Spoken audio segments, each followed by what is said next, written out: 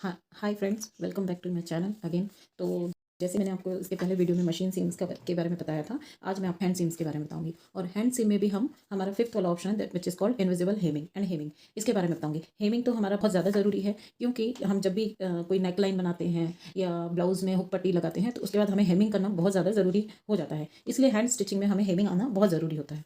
तो जैसा कि मैं अपना नॉर्मल आपको ब्लैक कलर के क्लॉथ में बता रही हूँ, बट आप कोशिश करिए वाइट कलर का, मीन्स आप कलर तो कुछ भी ले सकते हैं, बट मैं आपको कॉन्ट्रास्ट थ्रेड से बताऊंगी। बट आपको सेम कलर का थ्रेड लेना है हैंड स्टिच करने के लिए, ठीक है। तो चलिए शुरुआत करते हैं हेमिंग से। ये हमारा निडल है, मैंने उसमें थ्रेड ऑलरेडी डाला हुआ है। अब नॉट आपको कैसे है, आप ये थ्रेड को पकड़िए, फिंगर में राउंड घुमाइए, देन आपको ऐसे ट्विस्ट करना है। आप आई होप आपको समझ में आ रहा होगा।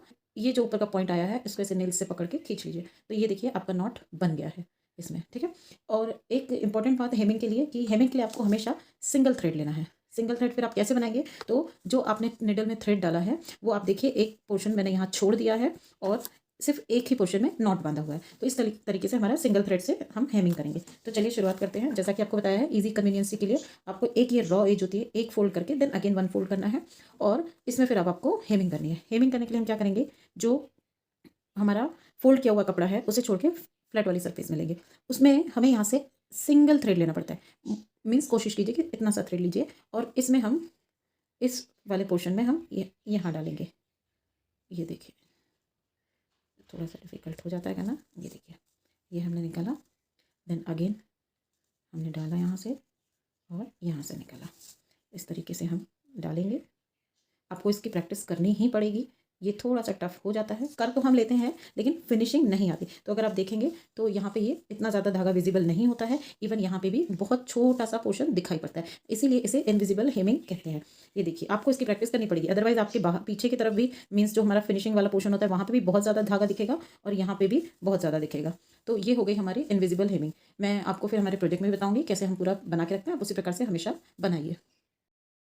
हेमिंग हेमिंग के बाद मैं आपको रनिंग स्टिच बताऊंगी। रनिंग स्टिच के लिए आपको कुछ नहीं करना है। रनिंग स्टिच थोड़ा कुछ ऑलमोस्ट काथा वर्क अगर आपने सुना होगा तो उसकी तरह लगता है। हमें उसे बस, रन का मतलब क्या होता है, चलना दौड़ना है, सॉरी, लेकिन हम यहाँ पे से चलना बोल रहे हैं बिकॉज हमें बस सिंपल इस तरीके से सिलाई करनी है, that's it, it is called running stitch. कई बार होता है कि हमारे सिलाई मशीन नहीं होती है तो हम ऐसा कोई कपड़ों को जोड़ना है तो हम इस तरीके से रनिंग स्टिच कर लेते हैं। रनिंग स्टिच के लिए आप डबल थ्रेड ले सकते हैं, मीन्स आपको सिंगल थ्रेड की नॉट नहीं बनानी है, आपको दोनों थ्रेड को पकड़ के देन नॉट बनानी है। बाकी की जितनी सारी स्टिचेस है हम डबल थ्रेड लेकर ही मोस्टली करते हैं, सिर्फ हेमिंग ही है जो हमें सिंगल थ्रेड से करना पड़ता है। तो इस तरीके से आपका रनिंग स्टिच बनेगा।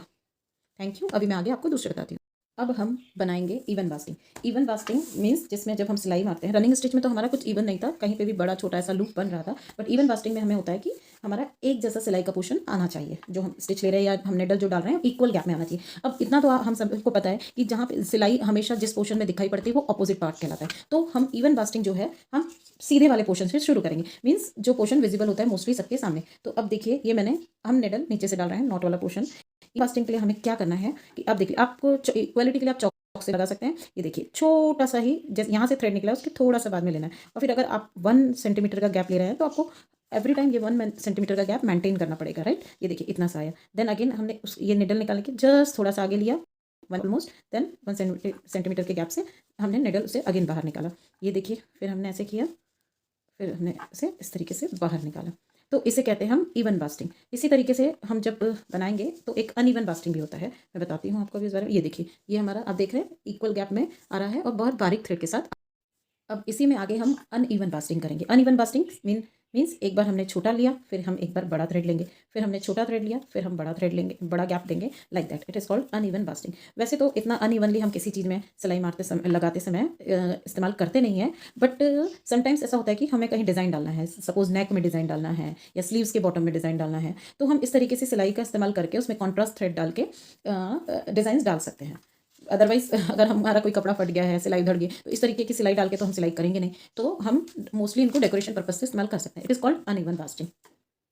अब हम हैरिंग बोन बनाना सीखेंगे। हैरिंग बोन जब हम बनाते हैं तो वो एक तरफ से रनिंग स्टिच की तरह दिखता है, अब दूसरी तरफ से क्रिस क्रॉस की तरह दिखता है। तो हम इसके लिए हमेशा, नॉर्मली हम रनिंग स्टिच के लिए आगे की तरफ जाते हैं, बट जब हम हैरिंग बोन शुरू करते हैं तो हम थोड़ा सा ऑपोजिट तरीके से शुरुआत करते हैं। जैसे ये हमने निडल निकाला, राइट, तो अब हम इसे कैसे करेंगे, ये देखिए हमने ऑपोजिट साइड में निडल को लेकर आया, इसी से हमारा ये, तो क्योंकि ये इधर हमने फ्रंट टू बैक लिया, अब हमारी ऐसी जाएगी थ्रेड, ऐसा हो जाएगा। इसके लिए हमें क्या करना है, ये देखिए, फिर डायगोनल में ही जाना है, और ये देखिए फ्रंट टू बैक। तो इस तरीके से हमारा इसमें हमेशा तिरछा ही लेना है एंड फ्रंट टू बैक। ये देखिए, तो ये कहलाता है हमारा हेरिंग बोन। आई होप आपको समझ में आ रहा होगा। आपको इसकी प्रैक्टिस करनी ही पड़ेगी, डेफिनेटली हर चीज़ की प्रैक्टिस करते हैं हम तभी उसे अच्छे से सीख पाते हैं। ये देखिए ये आ गया बिल्कुल इसी तरह से, और इस तरीके से हमारी पूरी बॉर्डर्स में होती है। अब मैं आपको हमारे प्रोजेक्ट का पूरा वो दिखाऊंगी कि मैंने इस पर कैसे प्रैक्टिस करके एक एक सैम्पल रेडी करके रखा था, जो आपको बाद में कभी हम भूल जाते हैं तो देखकर जिससे याद आता है। ये देखिए दिख रहा है, इस तरीके से क्रिस क्रॉस सिलाई। क्या होता है कि अभी भी कई लोग ऐसे होते हैं जिन्हें सूट वगैरह में साइड में सिलाइयाँ पसंद नहीं आती हैं, तो वो चाहते हैं कि जब हमारे कॉर्नर्स फिनिश किए जाए तो हम या तो हेमिंग करें या इस तरीके से फिनिश करेंगे। ये हमारा हैंड सीम का प्रोजेक्ट बनाया था। तो ये देखिए, ये है रनिंग स्टिच। आप रनिंग स्टिच देखेंगे, ये है नॉर्मल। ये बिकॉज ऑफ सबमिशंस हमें ये वाइट में ही बनाने पड़ते थे। सेकंड है हमारा इवन बास्टिंग। इवन बास्टिंग आप देख रहे हैं, सीधा वाला पोर्शन में छोटा मतलब हल्का सा थ्रेड दिखाई पड़ता है, लेकिन अपोजिट साइड में ये इस तरीके से दिखाई पड़ता है। जब आप खुद के लिए बनाएंगे तो आप मेरा इस वीडियो को देखिएगा तो आपको समझ में आएगा तो आपको किस तरीके से वर्क करना है। ये है अनइवन बास्टिंग। आप देख रहे हैं, कहीं पे छोटा लूप है, कहीं पे बड़ा लूप है धागे। It is called uneven basting. ये इसका अपोजिट साइड देखिए, ये मोटा मोटी दोनों तरफ से ऑलमोस्ट सेम होता है। फिर इसके बाद आएगा हमारा herring bone. This is called herring bone.